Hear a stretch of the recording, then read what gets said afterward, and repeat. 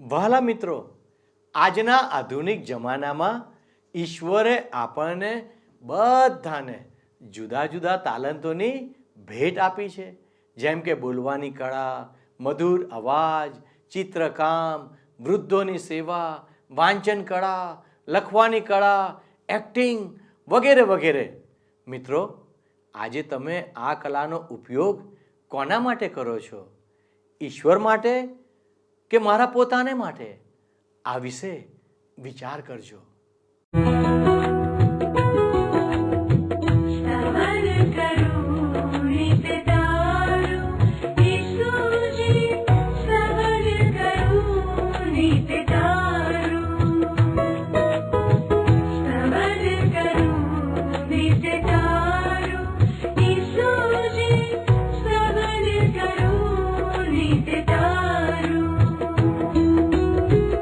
आज सवारे साध सुनी तऊ महिमा करूं प्रभु तारो, महिमा करूं प्रभु तारो, स्तवन करूं नित्य तारो.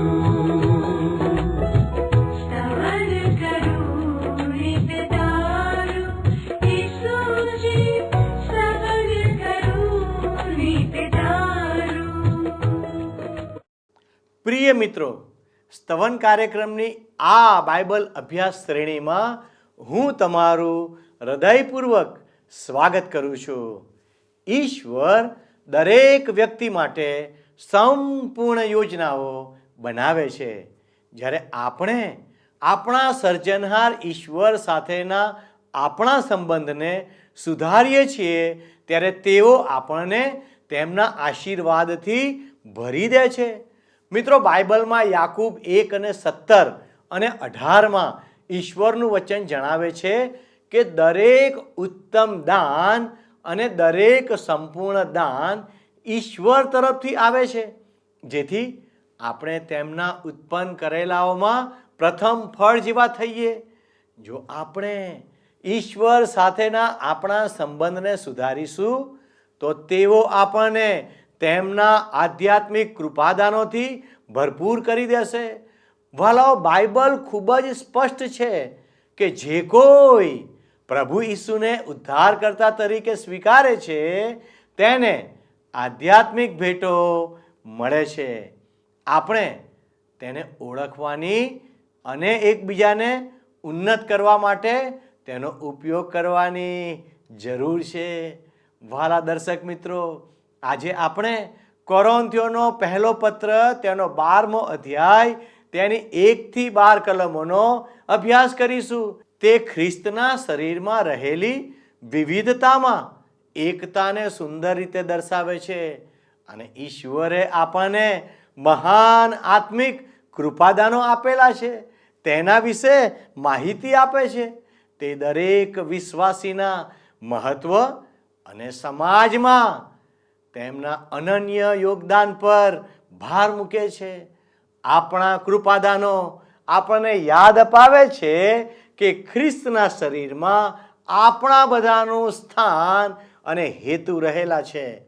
આપણે પરસ્પર નિર્ભર છીએ અને આપણા સામૂહિક પ્રયાસો દ્વારા આપણને આપવામાં આવેલી ભૂમિકાઓ ભજવીને આપણે આપણા સમુદાયોમાં ખ્રિસ્તના પ્રેમ અને સામર્થ્યને પ્રગટ કરી શકીએ છીએ. હવે ચાલો આપણે આજના અભ્યાસમાં આગળ વધીએ. તો હવે મિત્ર, તમે મારી સાથે સાથે કોરિન્થીયોને પ્રથમ પત્રના 12મા અધ્યાયની પહેલી કલમ જુઓ. પવિત્ર આત્મા દ્વારા મળતી બક્ષિસો એ શીર્ષક નીચે કરંથવાસીને લખેલો પહેલો પત્ર 12મો અધ્યાય પહેલી કલમમાં પ્રેષિત પાઉલ કહે છે કે મારા ભાઈઓ, પવિત્ર આત્મા દ્વારા મળતી બક્ષિસો વિશે તમે અજ્ઞાત રહો એવી મારી ઈચ્છા નથી. હવે તમે જુઓ મિત્ર, બક્ષિસ માટે જે મૂળ ગ્રીક ભાષામાં શબ્દ છે એ ન્યુમેટિકા એવો શબ્દ છે. એનો અર્થ થાય આત્મિકતા. આત્મિકતા એ તો ઐહિકતાનો વિરોધી શબ્દ છે. કરંથવાસીને લખેલા પહેલા પત્રના 3 અધ્યાયમાં મિત્ર તમે જુઓ તો પ્રેષિત પાઉલે કરંથવાસીઓમાં રહેલી પક્ષાપક્ષીની વાત કરતા કહ્યું હતું કે ભાઈઓ, જેમની પાસે પવિત્ર આત્મા હોય તેમની સાથે જે રીતે વાત કરી શકાય તે રીતે હું તમારી સાથે વાત કરી શક્યો નહીં. તમે જાણે કે દુનિયાવી માણસો અને ઈસુ ખ્રિસ્ત પરના વિશ્વાસમાં બાળકો હો એ રીતે મારે તમારી સાથે વાત કરવી પડી હતી. હવે એ પહેલો વિભાગ ઐહિકતા વિશે હતો મિત્ર. કરિન્થવાસી વિશ્વાસીઓની ઐહિકતા જુદા જુદા આત્મિક નેતાઓ પ્રત્યે વફાદારી બતાવવામાં જૂથવાદ દ્વારા, વ્યભિચાર દ્વારા, એકબીજા વિરુદ્ધ કોર્ટમાં જવા દ્વારા, જાતીયતાને લગતા પ્રશ્નો દ્વારા, મૂર્તિ પૂજા દ્વારા, મહિલાઓના પહેરવેશ દ્વારા, પ્રભુ ભોજનમાં ગેરવ્યવસ્થા દ્વારા, ખાઉધરાપણા દ્વારા, પ્રભુ ભોજનમાં નશો કરવા દ્વારા વગેરે વગેરે દ્વારા છતી થતી હતી. એ ઐહિકતા છે. ઐહિકતાનો વિભાગ સુધારણા માટે હતો. હવે આપણે આત્મિકતાના વિભાગમાં આવીએ છીએ. આ વિભાગ ઘડતર માટે છે. પાઉલ ખરેખર તો કરિન્થની મંડળી સાથે આત્મિકતાની વાતો કરવા માંગે છે. આત્મિકતાના આ વિભાગમાં પાઉલ 3 વિષયોને આવરી લે છે. એકતાનો આત્મા, પ્રેમનો નિયમ અને પુનરુત્થાનમાં વિશ્વાસીનો જે વિજય છે એ. એમાં પવિત્ર આત્મા દ્વારા મળતી બક્ષિસો એ એક બાબત છે.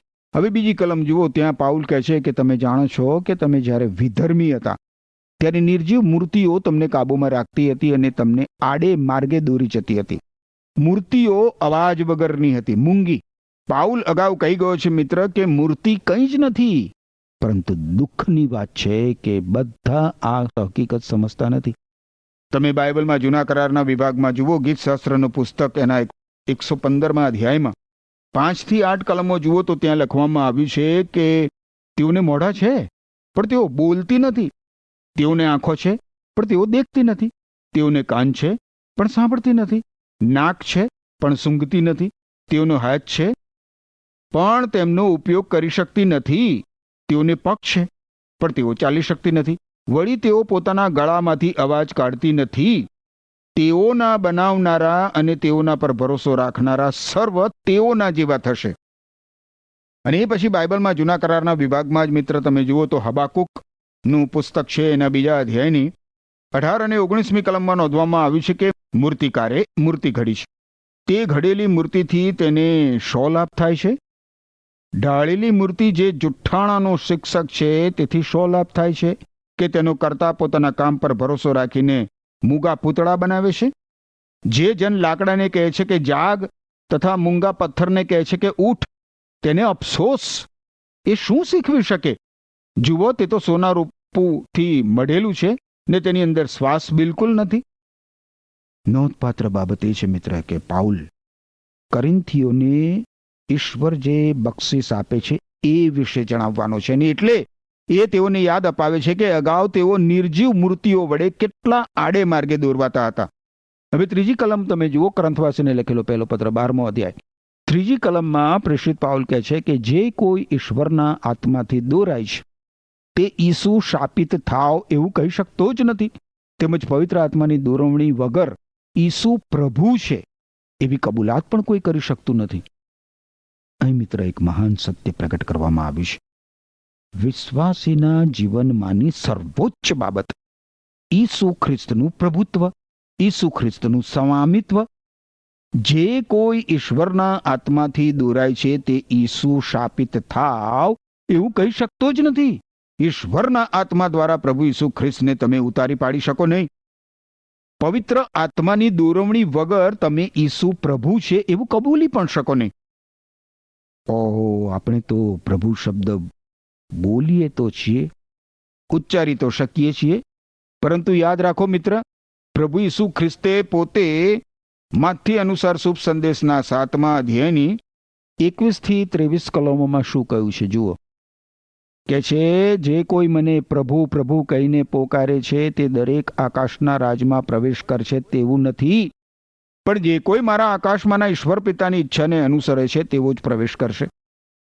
તે દિવસે ઘણા મને કહેશે, પ્રભુ પ્રભુ, તમારા નામે તો અમે ઈશ્વરનો સંદેશો પ્રગટ કર્યો હતો, ઘણા અશુદ્ધ આત્માઓને કાઢી મૂક્યા હતા અને ઘણા ચમત્કારો કર્યા હતા. ત્યારે હું તેઓને જવાબ આપીશ, મેં તમને કદી ઓળખ્યા જ નથી. ઓ દુષ્ટ કૃત્ય કરનારાઓ, મારાથી દૂર થાવ.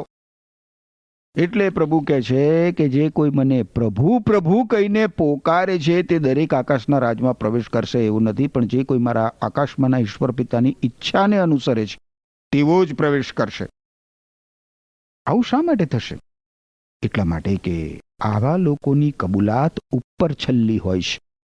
ઈસુ ખ્રિસ્ત સાચે સાચ એ લોકોના પ્રભુ હોતા નથી. ઈસુ ખ્રિસ્તને પ્રભુ તરીકે કબૂલ મંજૂર રાખવા એ જીવાત્માને થયેલી ખાતરી છે. વિશ્વાસીના વિશ્વાસનું હાર્દ શું છે? વિશ્વાસીના વિશ્વાસનું હાર્દ પ્રેષિતોના કાર્ય નામનું જે પુસ્તક છે બાઇબલમાં નવા કરારના વિભાગમાં એના 2 અધ્યાયની 36મી કલમમાં આપણને જોવા મળે છે. તમે જુઓ ત્યાં પ્રેષિતોના કાર્ય 2 અધ્યાય 36મી કલમ. તેથી ઇઝરાયેલના સર્વ લોકો તમે આ વાત ખાતરીપૂર્વક જાણી લો, જેમને તમે ક્રૂસ પર ખિલ્લા મારી જડી દીધા એ જ ઈસુને ઈશ્વરે પ્રભુ અને મસીહ બનાવ્યા છે. ઈસુ ખ્રિસ્ત પ્રભુ છે, એકમાત્ર પ્રભુ. ઈસુ ખ્રિસ્ત સર્વોચ્ચ છે. વિશ્વાસીના જીવનમાં પ્રભુ ઈસુ ખ્રિસ્તની સર્વોચ્ચતા અત્યંત મહત્વની બાબત છે મિત્ર. પવિત્ર આત્મા પ્રભુ ઈસુ ખ્રિસ્ત પ્રત્યે જીવાત્માને આધીનતા અને વફાદારી માટે પ્રોત્સાહિત કરે છે. પવિત્ર આત્મા પ્રભુ ઈસુ ખ્રિસ્તનું પ્રભુત્વ મારા જીવનમાં સંચારિત કરે છે. કોણ? પવિત્ર આત્મા પ્રભુ ઈસુ ખ્રિસ્તનું પ્રભુત્વ મારા જીવનમાં સંચારિત કરે છે. પવિત્ર આત્મા અત્યારે મિત્ર વિશ્વાસીઓના જીવનમાં પ્રભુ ઈસુ ખ્રિસ્તના પ્રભુત્વનો સંચાર કરવાનું કાર્ય કરે છે, જે દ્વારા એકતા સ્થાપિત થાય. હવે આ એકતામાં ભિન્નતા, વિભિન્ન પ્રકારની બક્ષિસો આપવામાં આવી છે. 4મી કલમ જુઓ. આત્મિક બક્ષિસો જુદા જુદા પ્રકારની છે, પણ એ સર્વ આપનાર પવિત્ર આત્મા જ છે. એટલે બક્ષિસો વહેંચવામાં આવે છે. એકતા સ્થપાયેલી રહે વિશ્વાસી વચ્ચે, એ માટે પવિત્ર આત્મા વિશ્વાસીને જુદી જુદી બક્ષિસો આપે છે. 5મી કલમમાં શું કહે છે? સેવા કરવાની રીતો જુદી જુદી હોય છે, પણ સેવા તો એક જ પ્રભુની થાય છે.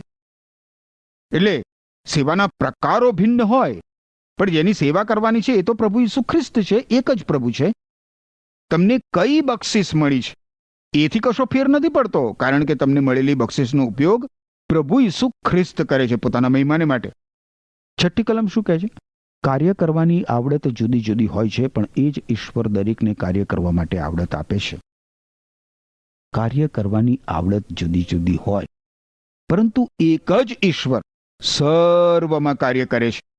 અને આ કલમો મિત્ર આપણને યાદ અપાવે છે કે ઈશ્વર તો એક જ છે, પરંતુ એ ત્રિએકી ઈશ્વર છે. ત્રિએકી ઈશ્વર એકતામાં કાર્ય કરે છે, પરંતુ એકતામાં ભિન્નતા છે. તમે જુઓ, પવિત્ર આત્મા બક્ષિસ આપે છે, પ્રભુ ઈસુ ખ્રિસ્ત એ બક્ષિસનો ઉપયોગ કરે છે, અને ઈશ્વર પિતા સામર્થ્ય આપીને બક્ષિસમાં શક્તિનો સંચય કરે છે. આ બધું પ્રભુ ઈસુ ખ્રિસ્તના પ્રભુત્વને ઉત્કૃષ્ટ સ્તરે લઈ જવા અને તેને ગૌરવ આપવા માટે કરવામાં આવે છે.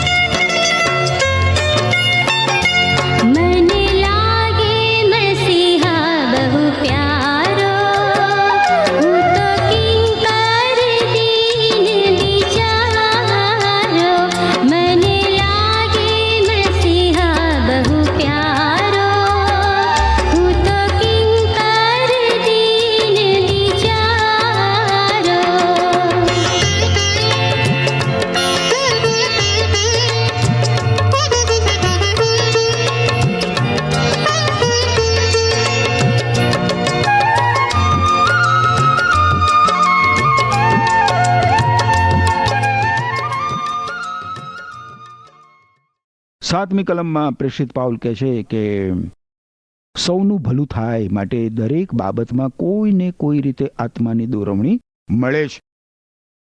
હવે સૌ પ્રથમ આપણે બક્ષિસ અથવા તો કૃપાદાન એટલે શું એ જરા સમજી લઈશું. પવિત્ર આત્માનું કૃપાદાન અથવા તો બક્ષિસ એ શું છે? એ તો સેવા માટે મળતું સામર્થ્ય છે, એ ક્રિયા છે. આત્મિક દ્રષ્ટિએ જોઈએ તો બક્ષિસ અથવા તો કૃપાદાન એટલે પવિત્ર આત્મા વિશ્વાસીનો ઉપયોગ કરીને વિશ્વાસી દ્વારા જે ખાસ કાર્ય કરે છે એ. હું કંઈ નથી, મારી પાસે કશું નથી. ઈશ્વર માટે કે માણસ માટે હું ઉપયોગી નથી, પરંતુ ઈશ્વર મને બક્ષિસ અથવા તો કૃપાદાન આપે છે અને હું એ કૃપાદાન અથવા તો બક્ષિસનો ઈશ્વરની સેવા માટે ઉપયોગ કરું છું. ઈશ્વરનો પવિત્ર આત્મા એ રીતે મારા જીવનમાં મને દોરવણી આપે છે. સૌનું ભલું થાય એટલા માટે દરેક બાબતમાં કોઈને કોઈ રીતે પવિત્ર આત્માની દોરવણી આપણને મળે છે. પવિત્ર આત્માની દોરવણી એ બક્ષિસ છે, એ કૃપાદાન છે. બક્ષિસ એટલે પવિત્ર આત્માની દોરવણી. સૌનું ભલું થાય એટલા માટે દરેક બાબતમાં આત્માની દોરવણી મળે છે. હવે આ બક્ષિસનો હેતુ શું છે? બક્ષિસ ઈસુ ખ્રિસ્તની મંડળીના ઉત્કર્ષ માટે છે. વિશ્વાસીઓના સમૂહની ઉન્નતિ માટે હોય છે. અન્ય વિશ્વાસીઓને આત્મિક રીતે મદદ કરવા માટે હોય છે. 8મી કલમ હવે જુઓ. પવિત્ર આત્મા એકને વિદ્યાનો તો બીજાને જ્ઞાનનો સંદેશો આપે છે. વિદ્યાનો અર્થ થાય સત્યની આંતરસૂઝ. દરેક વ્યક્તિ પોતાની મેળે બાઇબલમાંના ઈશ્વરના પવિત્ર વચનો પૂરેપૂરા સમજી ના શકે મિત્ર. અને એટલે જ બાઇબલ શિક્ષકની જરૂર હોય છે. ઈશ્વરના આત્માએ આપણને બાઇબલ શિક્ષકો આપ્યા છે. અને વિદ્યા એટલે ઈશ્વરના પવિત્ર વચનોમાં રહેલ સત્યની આંતરસૂઝ. જ્ઞાન એટલે સત્યનું સંશોધન, સત્યની શોધખોળ. 9મી કલમ જુઓ. એનો એ જ આત્મા એકને વિશ્વાસનું અને બીજાને સાજા કરવાનું સામર્થ્ય આપે છે. બાઇબલ કહે છે કે વિશ્વાસ એટલે જેની આશા રાખવામાં આવે છે એવી બાબતોનું સારતત્વ. એ એક બક્ષિસ છે મિત્ર. કેટલાક લોકોને બક્ષિસ રૂપે વિશ્વાસ મળેલો હોય છે. મને ઘણી બધી વાર એવા માણસો મળ્યા છે જેમણે મારે ખભે હાથ મૂકીને મને ધરપત આપી છે કે ભાઈ આ બાબત બનશે જ, અને એવું બન્યું જ છે. વિશ્વાસ એ પવિત્ર આત્માની બક્ષિસ છે. અને એ જ રીતે મિત્ર પવિત્ર આત્મા બીજી કોઈ વ્યક્તિને સાજા કરવાનું પણ સામર્થ્ય આપે છે. 10મી કલમ જુઓ. આત્મા એકને ચમત્કાર કરવાનું સામર્થ્ય આપે છે તો બીજાને ઈશ્વરનો સંદેશો પ્રગટ કરવાની બક્ષિસ આપે છે. તો વળી કોઈને આત્મા પારખવાની શક્તિ આપે છે. તે જ આત્મા અન્ય ભાષાઓ બોલવાનું સામર્થ્ય આપે છે અને તે ભાષાનું અર્થઘટન કરવાની શક્તિ આપે છે. ચમત્કાર કરવાનું સામર્થ્ય અધિભૌતિક કૃત્યો કરવા માટે છે મિત્ર. પ્રેષિતોના જમાનામાં ચમત્કારો થતા હતા, પણ આજે તો એનાથી પણ મહાન બાબતો બનતી આપણે જોઈએ છીએ. ઈશ્વરના વચનો પ્રગટ કરવાથી માનવીના હૃદય અને માનવીના જીવનનું પરિવર્તન થાય છે. એ તો સર્વોચ્ચ ઉત્તમ ચમત્કાર છે.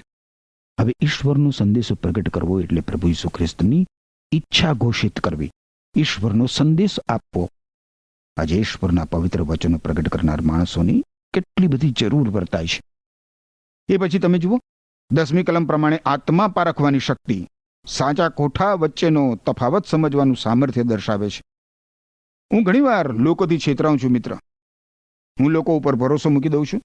કેટલાક લોકો આત્માઓને પારખવાની શક્તિ ધરાવે છે. હવે 10મી કલમમાં એક ત્રીજી બક્ષિસની વાત કરવામાં આવી છે. અન્ય ભાષાઓ બોલવાનું સામર્થ્ય. શું આ અજાણી ભાષાઓ છે? ના મિત્ર, ના. બાઇબલમાં અજાણી ભાષા તો ક્યાંય મળતી નથી. આ તો બધી જાણીતી ભાષાઓ છે. તમે 12મા અધ્યાયની 11મી કલમ જુઓ મારી સાથે હવે આગળ. કરંથવાસીને લખેલો પહેલો પત્ર 12મો અધ્યાય શું કહે છે? આ સર્વ બાબતો એ જ પવિત્ર આત્મા કરે છે. એ પોતાની ઈચ્છા પ્રમાણે દરેકને જુદી જુદી બક્ષિસો આપે છે. આ બધી બાબતોમાં યાદ રાખો મિત્ર, પવિત્ર આત્મા સર્વોચ્ચ છે. સારામાં સારી બક્ષિસ અથવા તો કૃપાદાન મેળવવા પ્રાર્થના કરવાનો આપણને હક તો છે જ. અને પાઉલ કરંથવાસીઓને એ કહેવાનું જ છે. આ કરંથવાસીઓ ઐહિક વિશ્વાસી હતા, દુન્યવી વિશ્વાસી, બહુ જ નીચલા આત્મિક સ્તરે જીવતા હતા. એ લોકો અન્ય ભાષાઓ બોલવાની ચળવળથી એ લોકો મોહિત થઈ ગયા હતા. પાઉલ કરિન્થની મંડળીમાં જે કંઈ ખોટું હતું એ સીધું કરવા માંગતો હતો. અને એટલે પાઉલ એ લોકોને સમજાવે છે કે બક્ષિસો કે કૃપાદાનો તો વિવિધ છે, પરંતુ પવિત્ર આત્મા પોતાની ઈચ્છા પ્રમાણે દરેકને જુદી જુદી બક્ષિસો આપે છે. હવે પાઉલ માનવ શરીરના અવયવોને પવિત્ર આત્માની બક્ષિસો સાથે સરખાવે છે. જુઓ 12મી કલમ. એક શરીર, અનેક અવયવો. એ શીર્ષક નીચે કરંથવાસીને લખેલો પહેલો પત્ર 12મો અધ્યાય 12મી કલમ. ઈસુ ખ્રિસ્ત તો અનેક અવયવવાળા એક શરીર સમાન છે. અનેક અવયવનું બનેલું હોવા છતાં શરીર તો એક જ છે. હવે આ શાસ્ત્ર ભાગ ઉપર વિચાર કરવા માટે મિત્ર આપણે 20મી કલમ અને 27મી કલમ જોઈએ. 20મી કલમ કહે છે, પણ શરીર એક છે અને અવયવો અનેક છે. એ પછી 27મી કલમ જોશો. 27મી કલમ, આમ તમે સૌ ઈસુ ખ્રિસ્તનું શરીર છો અને તમે દરેક એક એક અવયવ છો. પાઉલ માનવ શરીર સાથેની સરખામણીનો અહીંયા ઉપયોગ કરે છે, એ તો તમે જોયું બરાબર. હવે જેમ શરીરના જુદા જુદા અંગો જુદી જુદી ક્રિયાઓ કરે છે, એ પ્રમાણે મંડળીના જુદા જુદા અવયવોએ જુદા જુદા કાર્યો કરવાના હોય છે. પ્રભુ ઈસુ ખ્રિસ્તની મંડળીના જુદા જુદા અવયવોએ જુદા જુદા કાર્યો કરવાના હોય છે. માનવ શરીરમાં અનેક અંગો છે, એ તો તમને ખબર છે. અને પ્રભુ ઈસુ ખ્રિસ્તના શરીરરૂપી મંડળીમાં અનેક બક્ષિસો અથવા તો કૃપાદાનો છે. માનવ શરીરમાં અનેક અંગો અને અનેક બાબતો સમાયેલી છે. શરીરમાં તો હાડકાં હોય છે, માંસપેશીઓ હોય છે, ચેતાતંત્ર હોય છે, રક્તવાહિનીઓ હોય છે, રક્તકણો હોય છે, જુદા જુદા અંગો હોય છે, વગેરે વગેરે અનેક બાબતો. હવે એક વખત મેં એક શહેરમાં જાહેર સભામાં ઉપદેશ કર્યો હતો. તો સભાની સમાપ્તિ બાદ એક ભાઈએ મને જમવા માટેનું આમંત્રણ આપ્યું અને એટલે એમના ઘેર હું જમવા ગયો. જમતી વખતે એ ભાઈએ મને પૂછ્યું કે ઉપદેશ આપતી વખતે તમારી દ્રષ્ટિથી તમારા શરીરનું કયું અંગ અત્યંત મહત્વનું હતું? મને તો બહુ વિચાર થઈ ગયો કે આ કેવા પ્રકારનો પ્રશ્ન. અને એટલે વિચાર કરીને કહ્યું કે મારી જીભ. ના, એમણે કહ્યું ના, બોલતી વખતે ઉપદેશ આપતી વખતે તમારા શરીરનું અત્યંત મહત્વનું અંગ કોઈનેય દ્રષ્ટિમાં પડે એવું ન હતું. એ તો તમારા પગના મોટા અંગૂઠા હતા. જો તમને પગના અંગૂઠા જ ના હોત તો તમે ત્યાં સ્ટેજ ઉપર ઊભા જ ના રહી શક્યા હોત. મેં એ ભાઈની વાત ઉપર બહુ વિચાર કર્યો મિત્ર. હવે ધારો કે કોઈ સ્થળે જઈને મારે ઉપદેશ આપવાનો હોય અને મારા પગનો અંગૂઠો મારી સામે બંડ પોકારીને કહે, બસ બસ બહુ થયું, હું ત્યાં જવા માટે તૈયાર નથી, મારે નથી જવું. અરે વર્ષોથી હું તમારી સાથે આવ્યો છું પણ તમે ક્યારેય મારા પ્રત્યે ધ્યાન નથી આપ્યું. લોકો તો તમારા હોઠ જુએ છે, હોઠ તમારી જીભ જુએ છે, તમારો ચહેરો જુએ છે, પરંતુ એ લોકો ક્યારેય મને તો જોતા જ નથી. શા માટે તમે ક્યારેક તો તમારા બૂટ ઉતારીને મોજા કાઢીને લોકોને મારા તરફ દ્રષ્ટિ કરવા દેતા નથી? અંગૂઠો આવું કહે છે, અંગૂઠો, પગનો અંગૂઠો. ખેર, હું નથી માનતો કે લોકોને મારા પગનો અંગૂઠો જોવામાં રસ હોય. એ કંઈ બહુ આકર્ષક નથી મિત્ર. અરે હકીકતમાં તો એ બેડોળ છે અને એમ છતાં મારા શરીરનો એ મહત્વનો અવયવ છે. એ જ રીતે મિત્ર, પ્રભુ ઈસુ ખ્રિસ્તના શરીરરૂપી મંડળીમાં ઘણા બધા અવયવો છે. એમાંના કેટલાકને આપણે ક્યારેય જોતા નથી. મંડળીમાં પણ ઘણીવાર અત્યંત મહત્વના સભ્યો તરફ ખાસ લક્ષ્ય આપવામાં આવતું ના હોય. એવા સભ્યો જે નિયમિત રીતે શાંતિથી મંડળીની ઉન્નતિ માટે પ્રાર્થના કરતા હોય અને પોતાના વિશ્વાસનો અમલ કરતા હોય. હવે વિશ્વાસીઓના આ શરીરમાં કોઈ વ્યક્તિ કઈ રીતે પ્રવેશી શકે છે? કઈ રીતે વિશ્વાસીઓના આ શરીરમાં કોઈ વ્યક્તિ પ્રવેશી શકે? ફરી મળીએ મિત્ર ત્યારે 13મી કલમથી આપણા અભ્યાસમાં એ આપણે જોઈ શકીશું. ફરી મળીએ ત્યાં સુધી ઈશ્વર તમને સંભાળી સાચવી રાખો. આમીન. પ્રિય દર્શકો, આજે આપણે શીખ્યા કે આત્મિક કૃપાદાનો અનેક પ્રકારના હોય છે, જેમ કે જ્ઞાન, વિદ્યા, વિશ્વાસ, સાજા કરવાનું, ચમત્કારો, પ્રબોધ, આત્માની પરીક્ષા કરવાનું, ભિન્ન ભિન્ન ભાષાઓ બોલવાનું અને ભાષાંતર કરવાનું. સંત પાઉલ ભાર મૂકીને જણાવે છે કે આ બધા કૃપાદાનો પવિત્ર આત્મા દ્વારા નક્કી કરીને સામાન્ય હિતને માટે આપવામાં આવે છે. મિત્રો, આ કૃપાદાનો દ્વારા એકતા રાખીને એક જ પ્રભુ માટે વિવિધ સેવા કાર્યોમાં આપણે જોડાવાનું છે, જેથી મંડળીના અસરકારક કાર્ય માટે આ એકતા મહત્વપૂર્ણ બની રહે. શું તમે તૈયાર છો? હવે બીજી ખૂબ જ ધ્યાનમાં લેવા જેવી વાત, આ આત્મિક કૃપાદાનો સામાન્ય હિત માટે આપવામાં આવે છે. તે વ્યક્તિગત મહિમા માટે નથી, પરંતુ ખ્રિસ્તના શરીરનું બાંધકામ કરવા માટે છે. વહાલા દર્શકો, આ અલગ અલગ કૃપાદાનોને સંત પાઉલ શરીરની સમાનતાનો ઉપયોગ કરીને સમજાવે છે કે દરેક સભ્ય કેવી રીતે આવશ્યક છે. શરીર એક એકમ છે, જો કે તે ઘણા ભાગોથી બનેલું છે.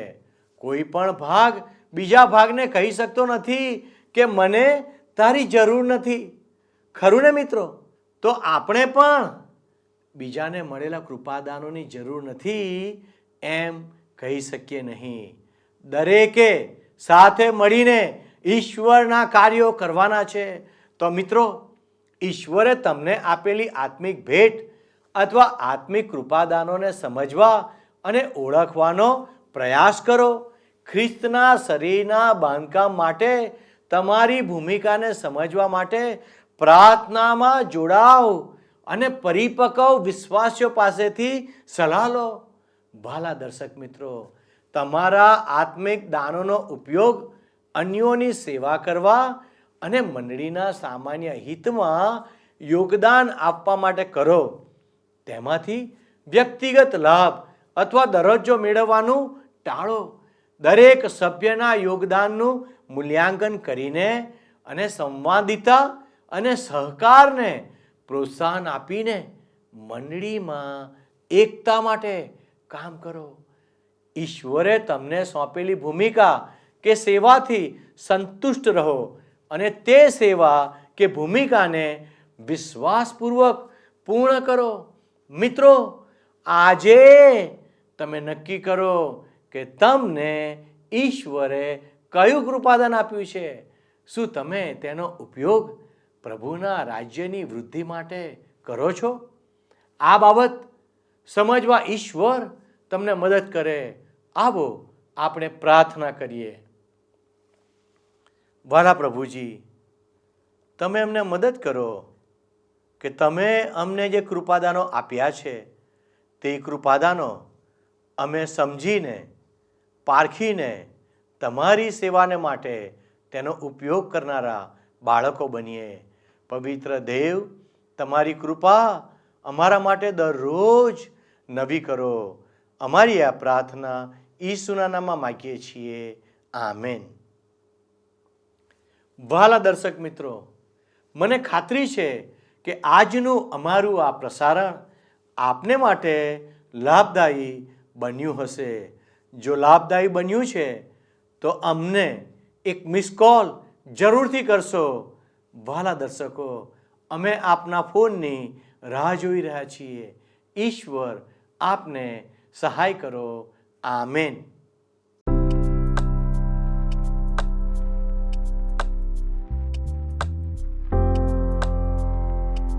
મિત્રો, ગત પ્રશ્નોનો જવાબ છે રોટલી.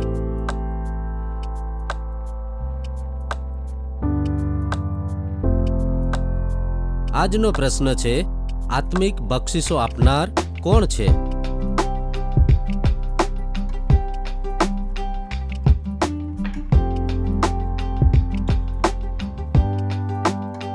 જવાબ આપેલ સ્ક્રીન પર દર્શાવેલ વોટ્સએપ નંબર પર આપવાનો રહેશે. કાર્યક્રમ દરમિયાન પૂછેલા પ્રશ્નોનો સાચો જવાબ આપનાર વિજેતાઓના નામ દર મહિનાના પ્રથમ સોમવારે જાહેર કરવામાં આવશે.